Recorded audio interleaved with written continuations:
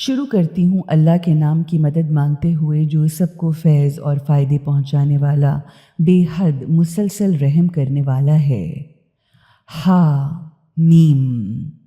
اس کتاب کا اتارا جانا اللہ کی طرف سے ہے جو بے حد زبردست طاقت والا، عزت والا اور دانائی کے ساتھ گہری حقیقتوں کے مطابق بالکل ٹھیک ٹھیک کام کرنے والا حکیم ہے۔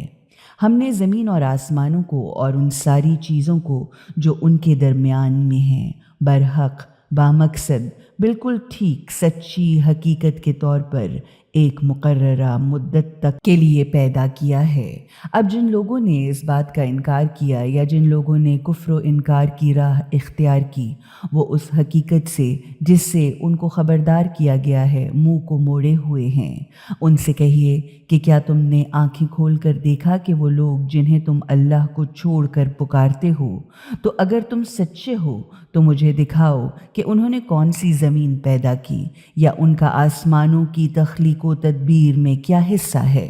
پچھلی کسی کتاب میں دکھا دو یا کسی علمی روایت، ذریعہ علم یا کسی صاحب علم کا بیان ہی لے آؤ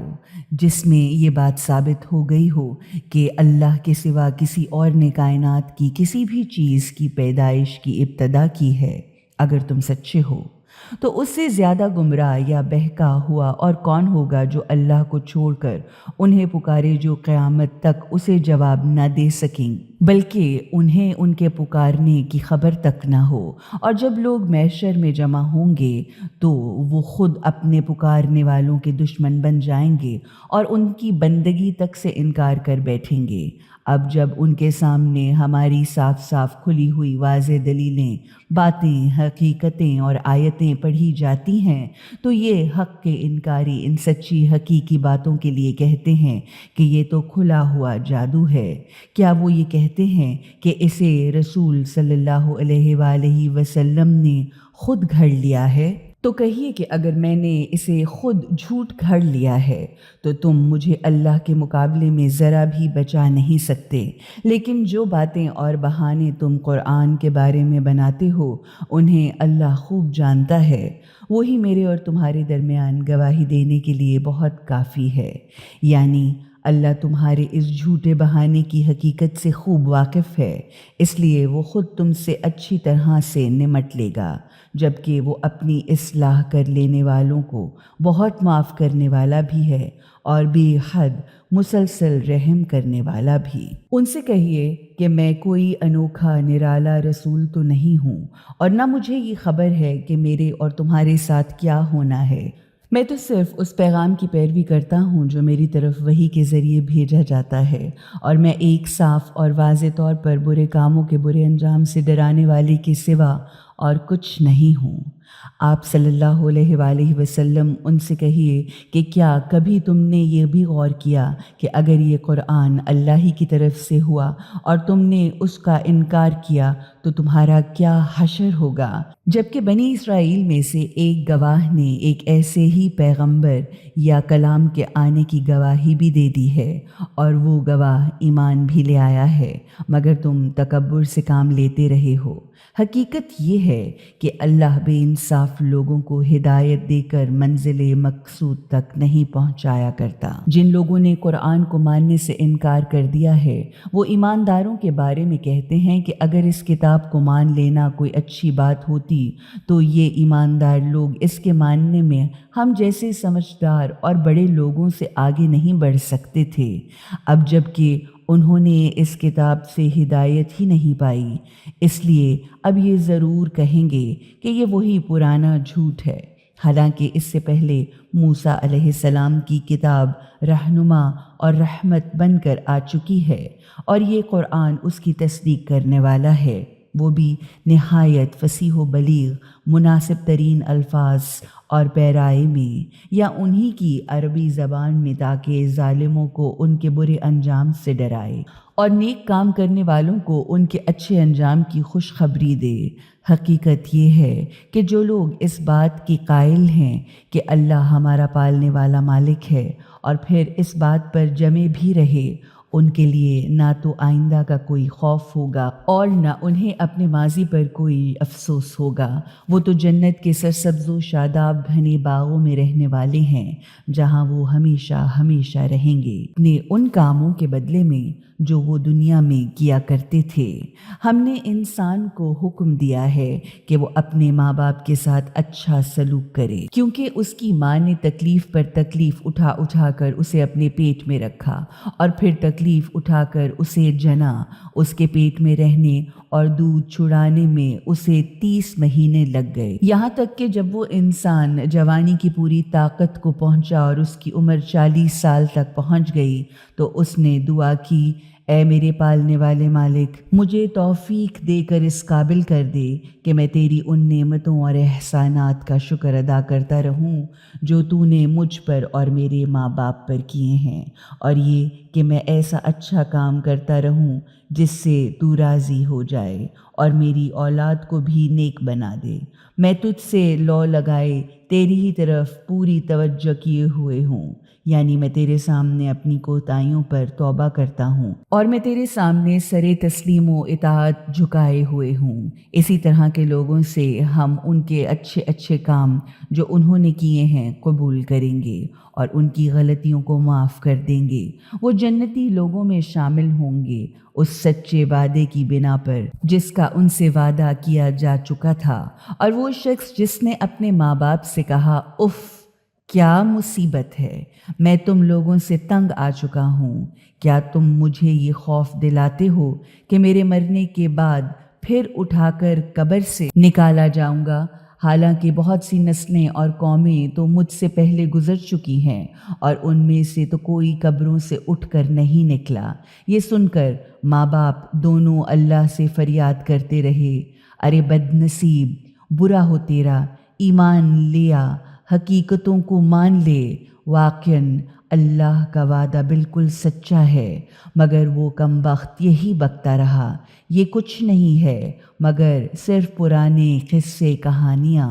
یہی وہ لوگ ہیں جن پر عذاب کا فیصلہ صادر ہو چکا ہے۔ ان سے پہلے جنوں اور انسانوں کے جو اس قسم کے گروہ گزر چکے ہیں، انہی گروہوں میں یہ لوگ بھی شامل کر دیے جائیں گے۔ حقیقتاً یہ سخت نقصان اٹھانے والے لوگ ہیں۔ ہر ایک کو جو انہوں نے عمل کیے ہیں اسی لحاظ سے الگ الگ درجے حاصل ہوں گے، اور یہ اس لیے ہوگا تاکہ انہیں ان کے اعمال کا پورا پورا بدلہ مل جائے اور ان پر کوئی ظلم نہیں کیا جائے۔ اور جس دن یہ حق کے انکاری کافر لوگ آگ کے سامنے لائے جائیں گے تو ان سے کہا جائے گا کہ تم اپنے حصے کی سب دولت اور نعمتیں اپنی دنیا کی زندگی ہی میں ختم کر چکے اور تم نے ان سے خوب مزہ اور فائدہ اٹھا لیا، اب آج تمہیں ذلت کے عذاب کی سزا ملے گی، اس وجہ سے کہ تم دنیا میں ناحق تکبر کیا کرتے تھے اور اس لیے بھی کہ تم نافرمانی کے برے برے کام بھی کیا کرتے تھے۔ انہیں ذرا عاد کے بھائی ہود کا قصہ تو سناؤ، جبکہ اس نے احقاف یعنی ریت اور ٹیلوں کی بستی میں اپنی قوم کو برائی کے برے انجام سے ڈرایا تھا، جبکہ بہت سے ایسے خبردار کرنے والے رسول ان سے پہلے بھی گزر چکے تھے اور ان کے بعد یہی پیغام لے کر آئے کہ اللہ کے سوا کسی کی بندگی نہ کرو، کہ ایسا کرنے کی وجہ سے میں تمہارے لیے ایک بڑے سخت دن کی سزا سے ڈرتا ہوں۔ انہوں نے کہا، اچھا تو کیا تو اس لیے آیا ہے کہ ہمیں ہمارے خداؤں سے ہٹا دے؟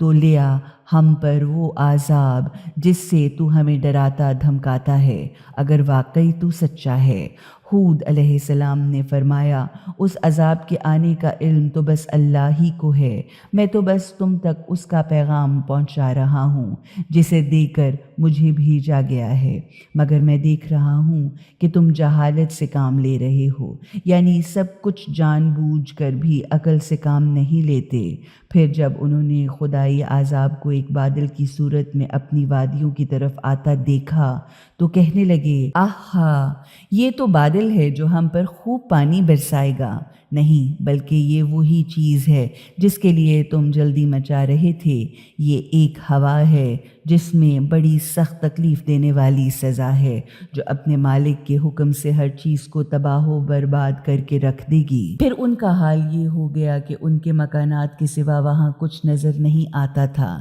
اسی طرح ہم مجرم گناہ گاروں کو سزا دیا کرتے ہیں، جبکہ ہم نے انہیں ایسی حکومت یا اقتدار دیا تھا جو تمہیں نہیں دیا، یا ہم نے ان کو وہ کچھ قابو میں دے دیا تھا جو تم لوگوں کو نہیں دیا۔ پھر ان کو ہم نے سنتے کان، دیکھتی آنکھیں اور سوچنے سمجھنے والا دل و دماغ بھی دیا تھا، مگر نہ تو ان کے کانوں نے انہیں کوئی فائدہ پہنچایا، نہ ان کی آنکھیں اور دل ان کے کچھ کام آئے، کیونکہ وہ اللہ کی دلیلوں، حقیقتوں، نشانیوں اور آیتوں کا جان بوجھ کر انکار کرتے تھے۔ تو اس کا انجام یہ ہوا کہ پھر انہیں اسی چیز نے آ گھیرا جس کا وہ مذاق اڑایا کرتے تھے۔ اسی طرح ہم نے تمہارے چاروں طرف کی بستیوں کو بھی ہلاک و برباد کر دیا۔ پہلے ہم نے اپنی دلیلیں، حقیقتیں، نشانیاں اور آیتیں بھیج بھیج کر طرح طرح سے ان کو سمجھایا تاکہ شاید وہ اپنی بری حرکتوں سے پلٹ آئیں۔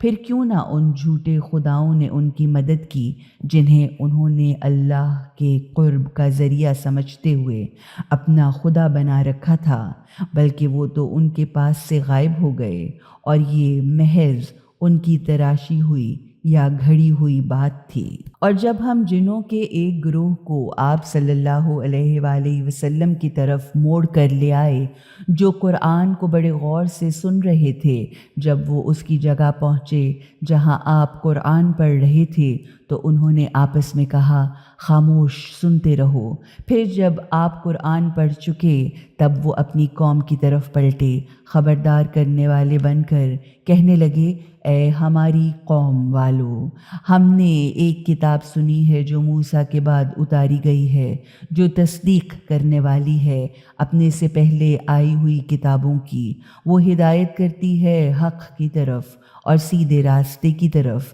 اے ہماری قوم والو، اللہ کی طرف بلانے والے کی دعوت کو قبول کر لو اور ان کو دل سے مان لو۔ اس کے نتیجے میں اللہ تمہارے گناہوں کو معاف کر دے گا اور تمہیں سخت تکلیف دینے والی سزا سے پناہ دے کر بچا لے گا۔ اور جو کوئی اللہ کی طرف بلانے والے کی بات نہ مانے گا تو وہ دنیا میں بھی اللہ کے قبضے سے باہر نہیں نکل سکتا، یا نہ وہ دنیا میں اتنی طاقت رکھتا ہے کہ خدا کو بے بس کر دے، اور نہ اس کے ایسے کوئی حالی موالی دوست، حامی یا سرپرست ہوں گے جو اسے اللہ سے بچا لیں۔ ایسے لوگ تو کھلی ہوئی واضح گمراہی میں پڑے ہیں۔ کیا انہوں نے نہیں دیکھا کہ جس اللہ نے یہ زمین اور آسمان پیدا کیے ہیں اور جو ان کے پیدا کرنے سے ذرا بھی نہ تھکا، وہ ضرور اس بات پر بھی قادر ہے کہ مردوں کو زندہ کر دے؟ کیوں نہیں، حقیقتاً وہ ہر چیز پر قادر ہے۔ اور جس دن یہ حق کے منکر کافر لوگ آگ کے سامنے لائے جائیں گے تو ان سے پوچھا جائے گا، کیا یہ جہنم کی آگ سچی حقیقت ہے کہ نہیں؟ تو وہ کہیں گے، کیوں نہیں، ہمارے پالنے والے مالک کی قسم، یہ سچی حقیقت ہے۔ تب ان سے کہا جائے گا، پھر چکھو اس سزا کو، اس وجہ سے کہ تم اس کا انکار کیا کرتے تھے۔